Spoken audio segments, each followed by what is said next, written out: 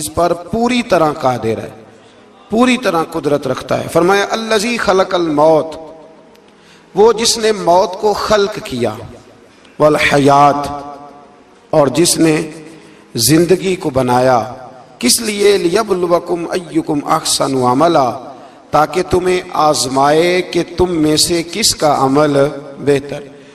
موت اور حیات، پیدا ہوتا ہے انسان، جوان ہوتا ہے، بڑا ہوتا ہے، پڑھائی کرتا ہے، کاروبار کرتا ہے، پتہ نہیں کون سے بد و جزر زندگی میں دیکھتا ہے، تو اللہ نے فرمایا اس کا ایک مقصد ہے، مقصد یہ ہے کہ پتہ چلے تم میں سے اچھے عمل کون کرتا ہے۔ تو ہم یہاں عمل کرنے آئے ہیں۔ قیامت کے دن جو بات ہوگی وہ اعمال کی ہوگی، مکان جائیداد کار کوٹھی کی بات نہیں ہوگی۔ تو اعمال، اچھا عمل، احسن عملہ کے تحت مفسرین نے لکھا ہے کہ کام نیکی کا جب بھی کرو ذرا زیادہ ہی اچھا کر کے کرو۔ وضو کرو تو سونا کر کے کرو، نماز پڑھو تو ذرا آج گئے پڑھنی جو ہے تو اب ذرا سونی کر کے پڑھو۔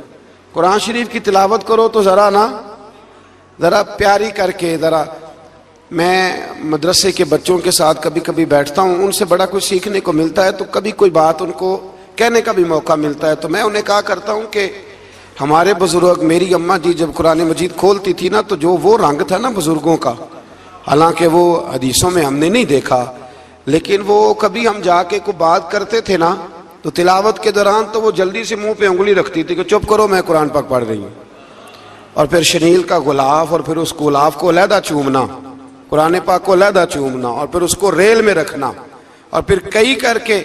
تو ہم جو آج ہیں تو ہم اس عمل کو اتنا اچھا کر کے نہیں کرتے، بس ٹھیک ہے ہر وقت ہاتھ میں قرآن مجید رہتا ہے تو وہ رویہ نہیں، تو کام کرنا ہے تو اس کو کیا کریں؟ اچھا کر کے کریں، ذرا مزیدار کر کے کریں، عمل کریں تو ذرا بہترین عمل کریں۔ لیکن نبی کریم نے یہ نہیں فرمایا کہ میں تمہیں اخلاق سکھانے آیا ہوں، فرمایا میں اخلاق عالیہ کی تکمیل کرنے آیا ہوں، یعنی جو بڑا اخلاق ہے نا، احسن ترین عمل، اس کا میرے نبی پاک نے درس ارشاد فرمایا ہے۔ اس کا ایک صحابی نے پوچھا یا رسول اللہ صلی اللہ تعالی علیہ وسلم بہترین عمل کون سا ہے؟ بہترین عمل، تو حضور نے فرمایا بہترین عمل اس بندے کا ہے عمر لمبی ہو پر کام سارے ہی اچھے ہوں، یعنی تو احسن طریقے سے زندگی گزارے، اچھے طریقے سے تیرا وقت گزرے۔ تو عمل جب بھی کرے نا، دیکھیں نا صدقہ اور خیرات کرنا ہے تو تانگ آ کے بھی تو کرنا ہی ہے نا، اور غریب کو 10 چکر گھر میں لگوا کے بھی تو کرنا ہی ہے نا، اس کو 6 دفعہ ڈانٹ کے بھی تو کرنا ہی ہے، تو کرنا ہے تو لہذا صحیح کر کے کر دو۔ مطلب وہ گھر میں خاتون خانہ نے کپڑوں کے لیے پیسے مانگ لیے تو 1.5 گھنٹے کے لیکچر کے بعد بھی تو دینے ہی ہے نا، کیا خیال ہے آپ کا؟ تو اگر وقت پہ دے دیے جائیں تو چلو معاملہ ذرا، یا تو نہ دیں بات ختم ہو گئی۔ تو اگر آپ نے 1.5 گھنٹے کے شدید احتجاج کے بعد بھی دینے ہی ہیں تو پھر یہ ہے کہ عمل کو اچھا کر کے کر لیں، ذرا اس میں خوبصورتی رہتی ہے۔ اللہ تعالیٰ سمجھنے کی توفیق عطا فرمائے۔ بڑے خوبصورت مضامین ہیں اس سورہ مبارکہ میں۔ آیت نمبر 19 میں اللہ نے فرمایا کہ کیا انہوں نے اپنے اوپر کبھی پر پھیلائے اور کبھی پر سمیٹے ہوئے پرندوں کو نہیں دیکھا؟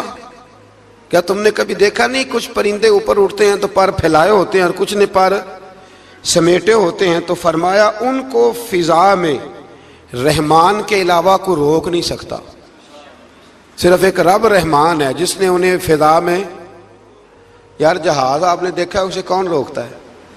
آپ یقین کریں کبھی اس پہ بیٹھا بندہ غور کرنے لگ جائے نا میں کہاں ہوں، تو ہو سکتا ہے پریشان ہو جائے، کون روک کے رکھتا ہے اسے؟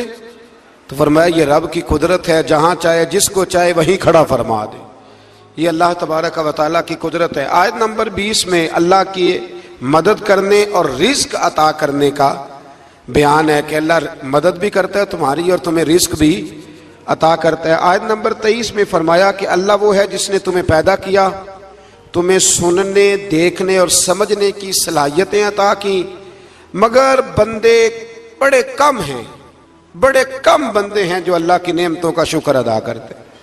یہ سوچنے سمجھنے کی صلاحیت آپ کے خیال میں چھوٹی نعمت ہے؟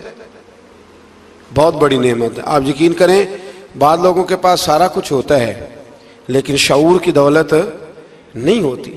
تو یہ بہت بڑی نعمت ہے، اس کا بھی اللہ کی بارگاہ میں شکر ادا کیا کریں۔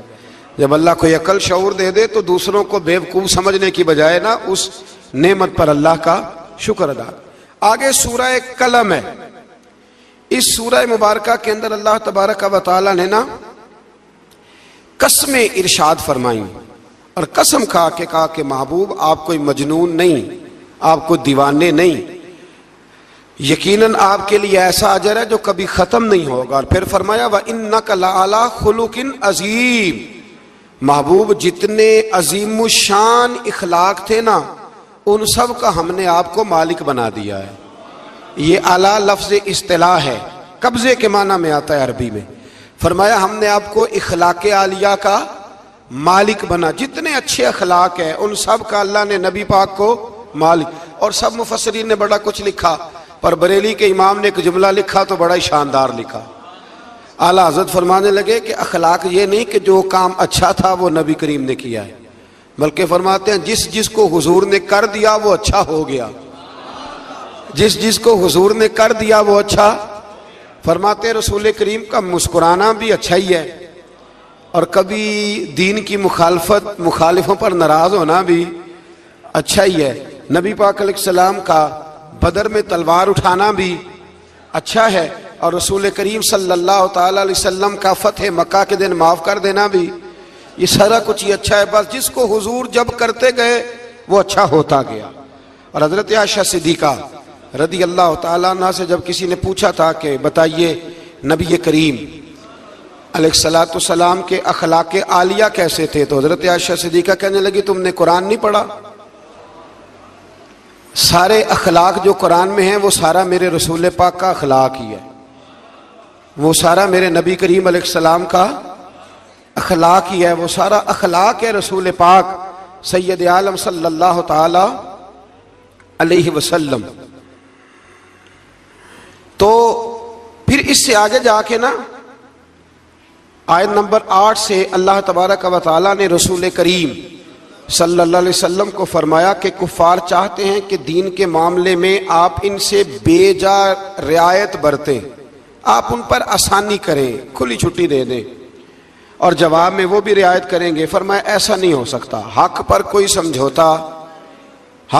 سمجھوتا نہیں ہو سکتا۔ اس کے بعد ایک دشمن رسول صلی اللہ علیہ وسلم، مفسرین نے اس کا نام ولید بن مغیرہ لکھا ہے، اس نے نبی پاک علیہ السلام کی گستاخی کی تھی، تو اللہ نے اس کے 9 کبھی باتیں قرآن میں بیان کی، بڑی باتیں ارشاد فرمایا جھوٹی قسمیں کھاتا ہے، نکتہ چینیاں کرتا ہے، سخت منع کرنے والا ہے بلائی سے اور حد سے بڑھنے والا ہے، اور آخر میں فرمایا اتلم بعد ذالک الزنیم، فرمایا یہ نہ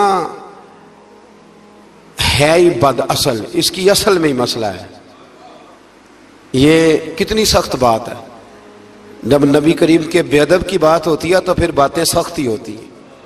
یہ قرآن مجید نے سخت باتیں فرمایا کہ یہ اس کی اصل میں ہی مسئلہ ہے محبوب۔ اس نے ایک بات کی تو اللہ کریم نے 9 اس کی کبھی اوصاف بیان فرمائے۔ اس لیے اعلیٰ حضرت نے کہا تھا دشمن احمد پہ شدت کیجئے، دشمن احمد پہ شدت کیجئے، ملحدوں سے کیا مروت کیجئے، شرک ٹھہرے جس میں تعظیم حبیب، اس برے مذہب پہ لعنت کیجئے، اس برے مذہب پہ لعنت کیجئے، اور جو نہ بھولا ہم غریبوں کو رضا، ذکر اس کا اپنی عادت کیجئے۔ آگے پھر سورۃ الحاقہ، اس سورہ مبارکہ کے شروع میں قیامت کے حق اور یقینی ہونے کو بیان کیا گیا ہے، پھر قوم سمود اور قوم عاد اور فرعون پر نازل ہونے والے عذاب کا ذکر ہے۔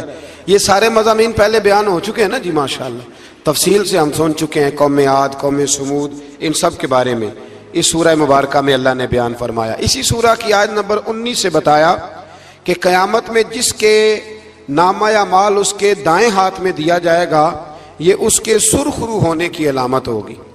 جس کے سیدھے ہاتھ میں نامہ اعمال دیا جائے گا مطلب ہوگا کہ کامیاب ہو گیا، اور وہ افتخار کے ساتھ لوگوں سے کہے گا، بڑے فخر کے ساتھ کہے گا کہ آؤ میرا نامہ اعمال پڑھو۔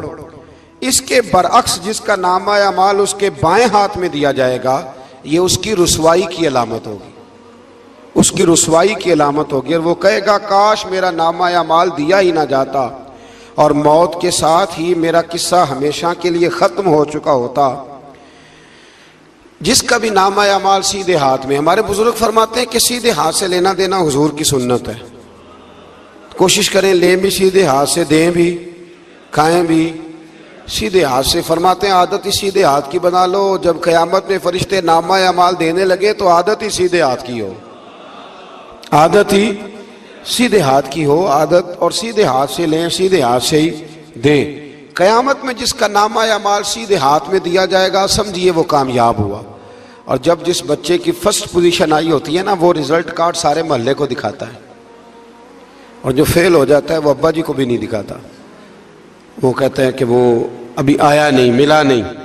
قیامت کے دن بھی جو کامیاب ہوں گے نا وہ دنیا کو بتائیں گے کہ اللہ نے فضل کر دیا، اور جو ناکام ہوں منہ چھپاتے پھریں گے۔ اللہ ہمیں پردہ پوشی عطا فرمائے۔